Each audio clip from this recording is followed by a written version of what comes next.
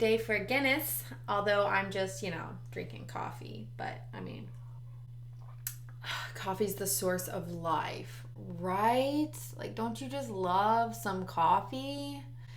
Anyways, last episode I said I was going to continue and talk about your passion. Everyone's had like an it thing their whole life, right? Everyone. No, not true. Not everyone. I didn't have an it thing. And I know that sounds weird. Like, how did you not have a passion? Well, I don't know. I just didn't. So I realized in my early 20s, I realized that I was surrounded by people, especially in LA, that were following their passion, whether it be acting or music, especially musicians. They are so passionate about what they do. I was like, wow, if I could feel that way about anything at all, how lucky I would be, right? Because I just like go to work, I come home, I play a video game, like that's it.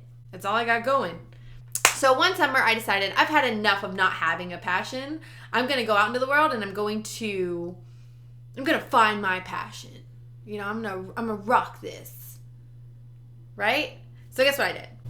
Everything. I did everything. I took the whole summer to have a me time, and I suggest this for anyone. Like, actually just do this. One summer, take some time for yourself. One thing I've always wanted to do is go surfing. So you know what? I did it. I found someone, and they wanted to teach me, and so we went out, and I caught my first wave, and I rode my first wave in, and it was so liberating. I just loved it.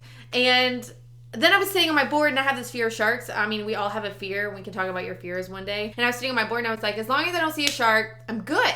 I could probably do this. And then I felt something go against my leg, and it felt big, and I was like, oh my God, don't look down, Courtney. Do not look down. So what do? I look down. I see the shadow go by slowly, and I was like, hell to the nah. I'm done. So I paddle myself slowly, and I just ride a little wave in. I get off, and I go, thank you for teaching me. Amazing time going home.